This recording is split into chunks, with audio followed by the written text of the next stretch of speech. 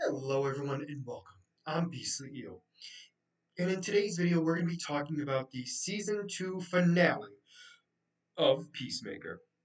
So in this, it starts off with Peacemaker being in prison, him not wanting to see any of his friends, basically telling all the guards to not allow any of them to see him, and he doesn't want visitors at all. So then we have the gang trying to figure out what they're going to do in this situation. And the group kind of just lets Peacemaker be Peacemaker. So then the two Argus members, which is Hardcourt and Economos, both are working with Argus to try to figure out what's in the pocket dimension. So basically, they start having teams of Argus members go in and start trying to open up doors. As they're doing this, they're beginning to categorize everything that's kind of going on. So every time they go into one or open one, they get a distinct picture of kind of what's happening and kind of getting an idea of exactly like what that universe is about. And the idea is a lot more of Lex Luthor's former workers are actually in working with Argus at this point. So they're all categorizing the different universes and seeing which one works best.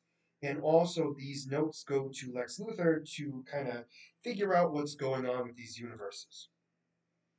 Um, Adrian and Adebayo are both trying to figure out what they're going to do to get Peacemaker out. Adebayo finally convinces Adrian to use the drug money that he has to let Peacemaker out of prison, put him out on bail. So they do that, and he goes, and he doesn't want to see anybody and just leaves. So he pretty much gets it, gathers everything, and gets out of it. While this is going on, we see more and more of these different universes where Argus agents are actually being ripped apart little by little. Um, and the idea is, or the thought process is the idea of them looking for salvation, which is the idea of what they're looking for, is going to be a place to get resources to kind of help Earth out, right? And that's kind of the main goal. That's what Rick Flag is stating is the issue. Like, that's what their main goal is going to be, right? As time goes on and all this is happening, they're all thinking the same thing. This is meant to be for that. However, once they finally find salvation, right? And it's a group of all women who happen to be the ones to find it. They come back, explain what was happening. They go to Lex Luthor. He goes to Lex Luthor, figures out it's the best place. He then presents to the Secretary of Defense, basically stating that this place is a perfect place for a meta-human prison. And the defense person is kind of like, what do you mean by this? And he's like, the idea is every time we put somebody in there, we change the location of where it's going to be, like the opening to the portal. So that way they can never predict where we're coming from. And the idea is we keep putting our metahumans there because I'm sick and tired of metahumans breaking out of prison and causing massive amounts of destruction. Um, while this is going on, we have his second in command, who is a metahuman, granted Cyborg-esque, but still considered a metahuman in general, is realizing what's going on.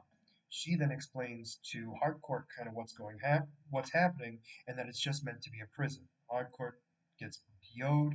She gets the 11th Street gang together and tries to get Peacemaker on board. So they all go start hunting him down. So the idea is first, actually, they all agree to do it. So then the idea is they have Adrian and Adebayo ready to go at any moment, and then the three Economos, Hardcore, and the other woman, I can't think of her name. She's the second in command, or was the second in command, all looking up where Peacemaker is because they still have a tracking device on him.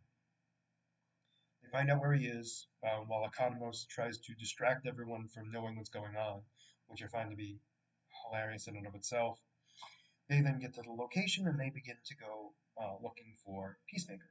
They get him. He's refusing to go with them, and then Adrian tackles him in his vigilante costume and then tases him and drags him away, or drags him into the hotel room, basically explaining what they need from him, right? And explaining in detail, like, this is what we need. We need to save the world. Argus is causing massive amounts of destruction. They're only thinking about putting in a prison to get people, to get metahumans in there. There's no other reason why they're doing this. There's no benefit to Earth whatsoever. They're just doing this. All these people died for nothing. Peacemaker agrees and finally gets an answer from Hardcourt that he's been looking for, which was the fact that that night that they spent together, which was also very different than what I thought it was going to be. Apparently, all they did was kiss. I say that because the way they made it seem was it was a lot more than just a kiss um, in earlier episodes. So I just thought that was kind of interesting that it was just a kiss. But that being said, no big deal. She admits that it was everything to her.